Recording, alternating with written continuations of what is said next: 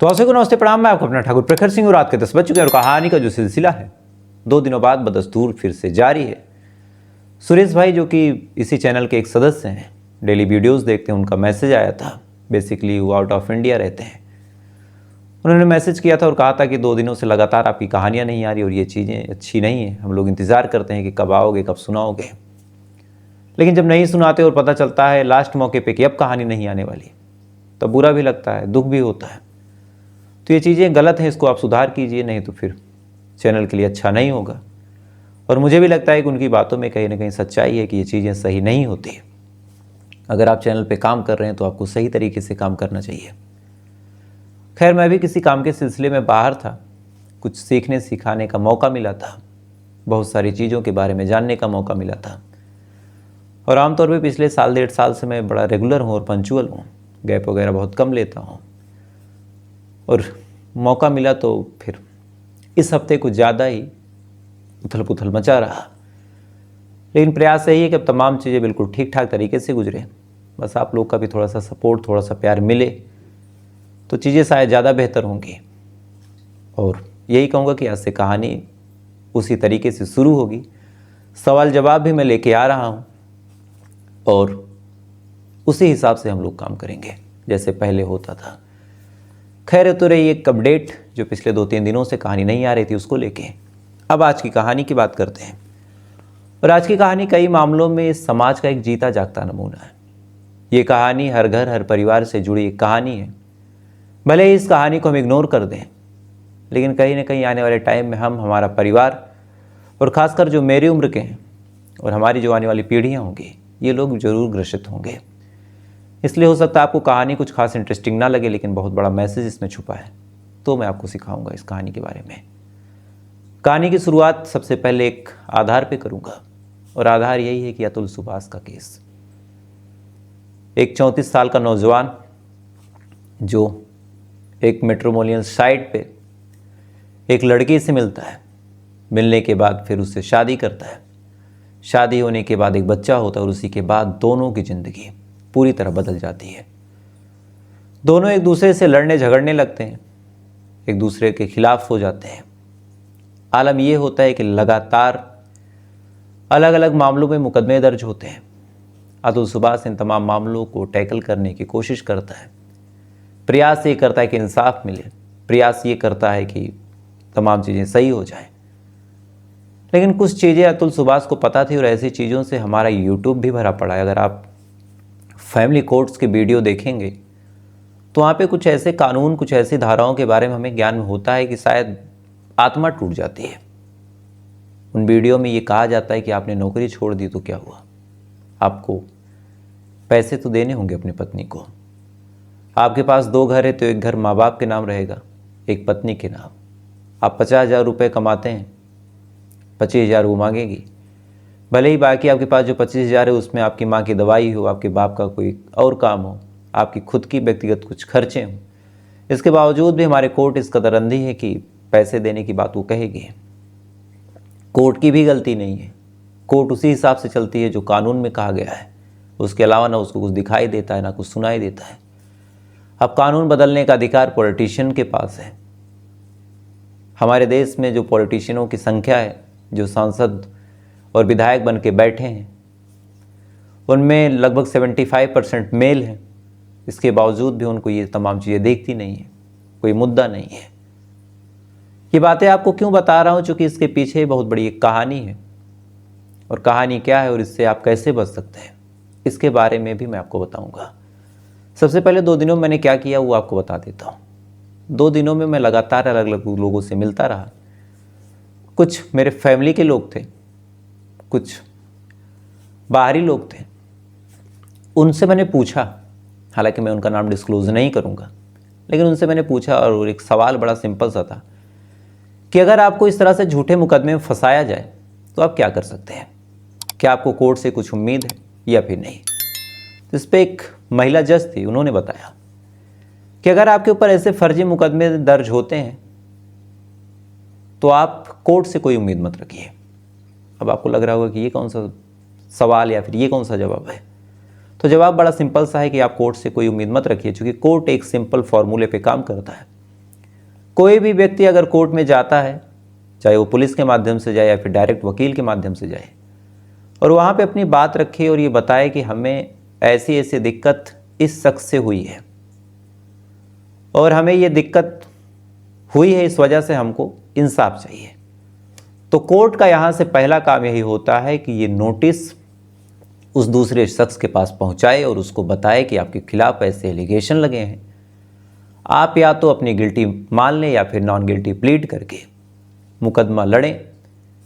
दोषी कौन है, निर्दोष कौन है, इस बात का फैसला कोर्ट बाद में तमाम मुद्दों को सुन के करेगी। लेकिन कोर्ट का पहला काम यही है कि अगर दूसरे के खिलाफ मुकदमा दर्ज है तो उसको अपने पास बुलाए और उससे पूछे। तो कोर्ट यहाँ पे बेबस है। आपके खिलाफ आपकी पत्नी ने कोई धारा लगा दी तो अदालत यहाँ पे बेबस हो जाती है, वो बार बार आपको बुलाएगी। जितनी बार पत्नी धाराएं दर्ज करवाएगी, मजबूरी उसके पास, वो आपको बुलाएगी, आपसे पूछताछ करेगी, तारीख मिलती रहेगी, तब तक ये केस चलता रहेगा जब तक फैसला ना हो जाए। इन केस फैसला हो गया और आप सही प्रूफ हुए, आपकी पत्नी गलत प्रूफ हुई, तो ऐसे हाल में कोर्ट के पास कोई ऐसा अधिकार उस टाइम नहीं है कि आपकी पत्नी को कोई कड़ी से कड़ी सजा सुना दे या फिर कुछ कह दे। हाँ, दोबारा पत्नी फिर केस लगाएगी। अब आपको लग रहा होगा कि उसी केस में यानी उसी कोर्ट में फिर से केस लगाए तो जज देखते ही खारिज कर देगा, ऐसा भी नहीं है। फिर से आपको बुलाया जाएगा, फिर से सेम तरीके से ट्रायल होगा, सेम तरीके से तमाम चीज़ें होंगी, उसके बाद आप इंसाफ पाएंगे। अब आपके दिमाग में आ रहा होगा कि यार ये तो कानून बड़ा बाइज्ड है, ऐसे में हम बच कैसे सकते हैं। तो देखिए, ये बातें अब मैं जो बताऊंगा ये ऑफिशियल नहीं, अनऑफिशियल है, और इसको प्रयास कीजिएगा कि मिसयूज मत कीजिएगा, लेकिन अगर आपके साथ गलत हो तो आप कर सकते हैं। अगर आपके ऊपर लगातार पुराने मामलों में केस दर्ज कराया जा रहा हो, लगातार ज़बरदस्ती आपको परेशान किया जा रहा हो, और हम सभी जानते हैं कि कानून अंधा होता है, तो फिर आपको भी उसी अंधे कानून का सहारा लेना होगा। अगर आपका मुकदमा आपकी पत्नी के नज़दीक तक यानी जो सबसे नज़दीक कोर्ट है उसमें लगा हो, तो आप भी अपनी माँ के बिहाफ पे, अपनी बहन के बिहाफ पे कोई ना कोई केस अपने यहाँ की कोर्ट में लगवा सकते हैं। इसका फ़ायदा आपको ये होगा कि जितनी बार आप उधर दौड़ के जाएंगे उतनी ही सेम बार आपकी पत्नी को भी दौड़ के आना होगा।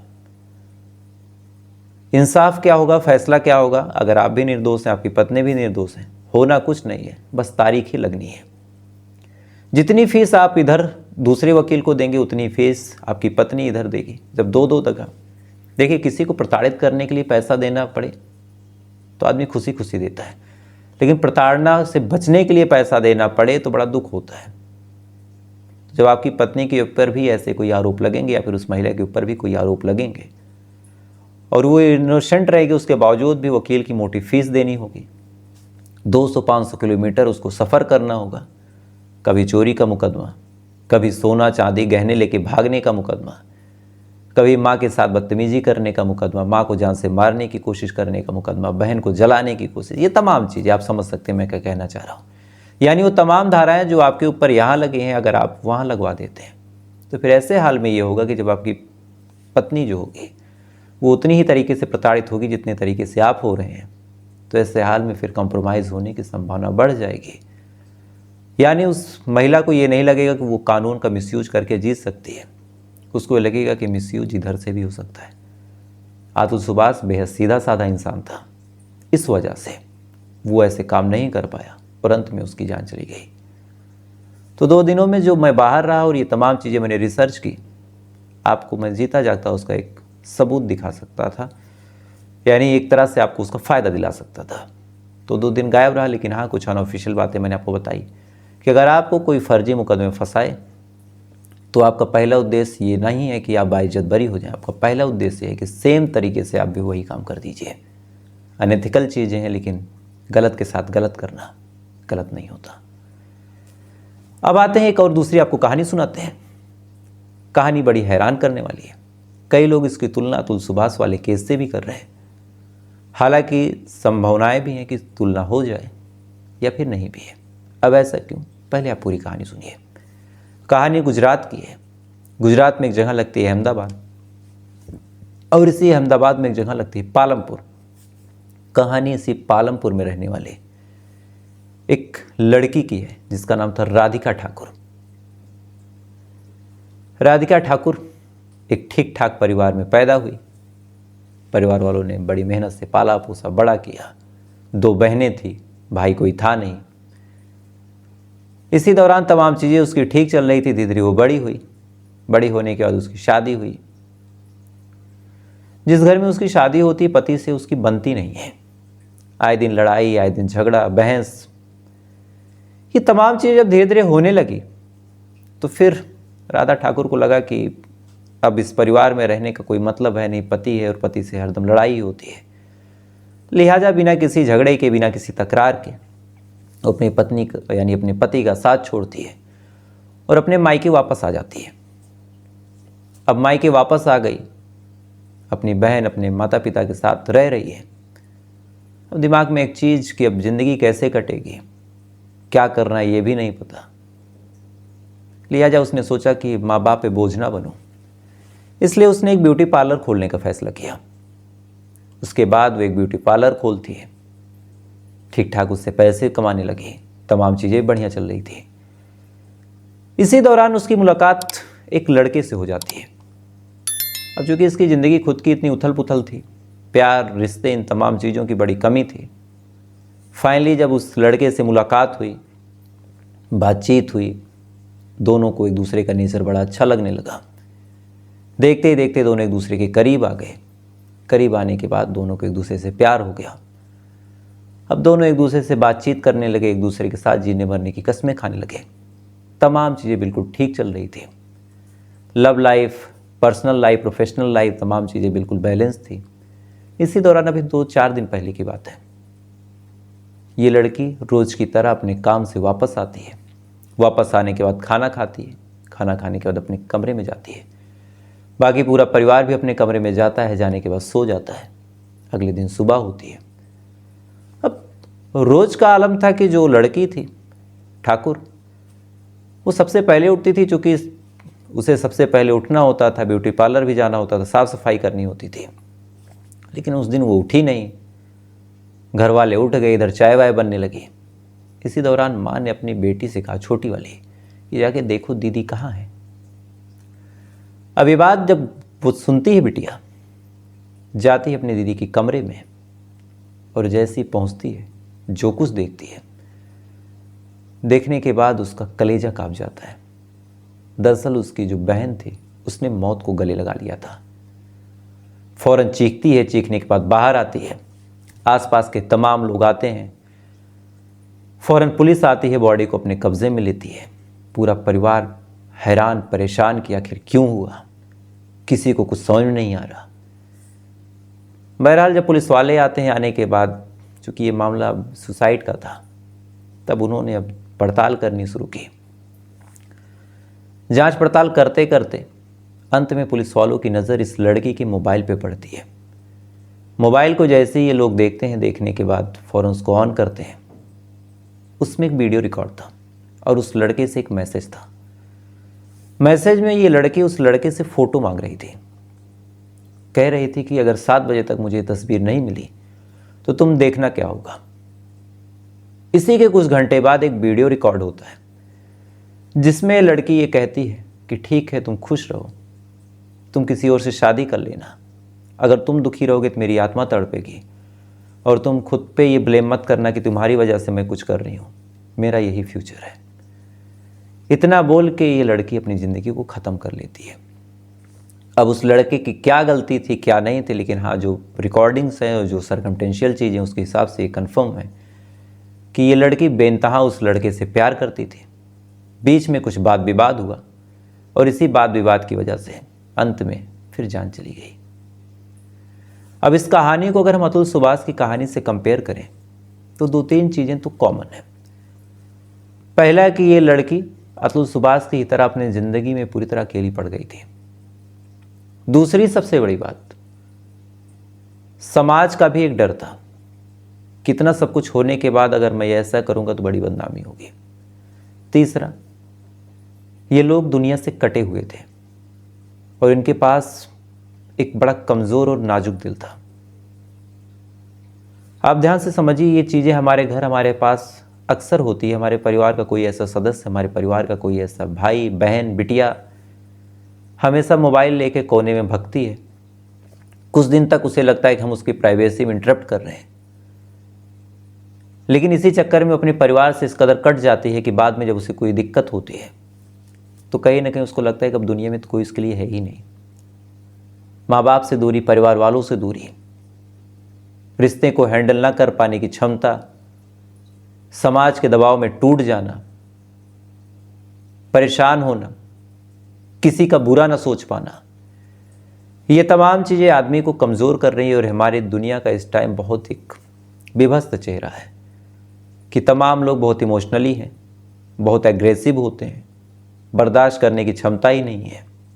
तमाम चीज़ें, लोगों के ऊपर एक मुकदमा होता है, आत्मा कांप जाती है, उनको लगता है कि मेरी दुनिया बर्बाद हो गई, बजाय इसके कि ये सोचें कि अगर मेरे ऊपर गलत मुकदमा हुआ तो हम भी उसको कैसे परेशान करें। अतुल सुभाष अगर चाहते, हालांकि उनकी गलती नहीं है, हो सकता है बड़े मासूम स्वभाव के और हम लोग का जो बैकग्राउंड है वो क्राइम स्टोरीज करते करते हार्ड हो गया हो, अगर वो भी अपनी पत्नी को सेम अमाउंट में परेशान करते तो शायद चीज़ें दूसरी होती। और इधर ये लड़की एक लड़के के प्यार में इस कदर पागल थी, अगर ये बाकी दुनिया से कम्युनिकेट करती, घूमती फिरती, एक लड़के के इर्द गिर्द अपनी ज़िंदगी केंद्रित नहीं करती, लड़का क्या चाह रहा है वो चीज़ असल में समझ जाती, अगर लड़का दूरी बनाना चाह रहा तो दूरी बना लेती, तो शायद ना अतुल अपनी ज़िंदगी ख़त्म करता और ना ही ये। खैर, अब क्या कहें, बड़ी दुखदाई कहानी है ये। और इस कहानी के बारे में आपकी क्या राय है, और जो मैंने शुरू में बताया उसके बारे में आपकी क्या राय है, दोनों ज़रूर आप कमेंट कीजिएगा। बाकी बातें हैं आज के सवाल पे। एक ऐसा केस जिसके बारे में अतुल सुभाष ने भी कहा था, एक ऐसी धारा कुछ 98 करके, एग्जैक्टली मैं आपको नहीं बताऊंगा ये कौन सी धारा है, कौन से 98 की बात हो रही है। अगर आपको पता हो तो कमेंट करके बताइएगा, इसके बारे में भी आप बताइएगा। बाकी कल मैं आपको इसके बारे में डिटेल में बताऊंगा, जो सही जवाब देंगे मैं उनका नाम कल ले लूँगा, तो आप लोग ज़रूर कमेंट कीजिएगा। बाकी थोड़ी देर बाद आपसे फिर मुलाकात होगी किसी दूसरी कहानी के साथ। तब तक आप अच्छे रहिए, खुश रहिए, अपना ख्याल रखिए, अपने देश का ख्याल रखिए। जय हिंद, वंदे मातरम।